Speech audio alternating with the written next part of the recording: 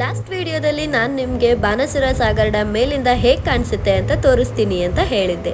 S, ಇದೇ ನೋಡಿ ಆ ವ್ಯೂ. ಹಚ್ಚ ಹಸಿರಿನ ಗುಡ್ಡಕ್ಕೆ ಬಿಳಿ ಮೋಡಗಳು ಸ್ಪರ್ಶಿಸುತ್ತಿದೆಯೇನೋ ಎನ್ನುವಂಥ ದೃಶ್ಯ. ಇದನ್ನೆಲ್ಲ ನೋಡಿ ತುಂಬಾ ಖುಷಿ ಆಯಿತು.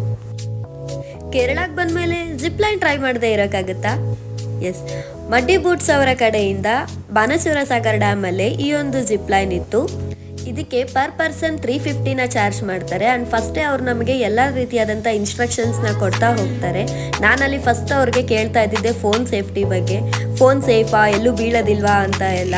ಅವರು ಎಲ್ಲ ಓಕೆ, ಬಟ್ ಕೊನೆಯಲ್ಲಿ ಸ್ವಲ್ಪ ಹುಷಾರಾಗಿರಿ.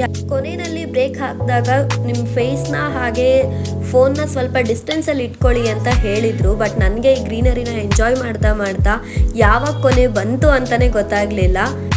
ಫೇಸ್ನ ಏನೋ ಡಿಸ್ಟೆನ್ಸಲ್ಲಿ ಇಟ್ಕೊಂಡಿದ್ದೆ, ಬಟ್ ಫೋನ್ನ ಸ್ವಲ್ಪ ಹತ್ರಕ್ಕೆ ತೊಗೊಂಡು ಬಂದಿದ್ದರಿಂದ ಟ್ರೈಪಾಡಿಂದ ಫೋನ್ ಬಿಚ್ಚೋಯ್ತು.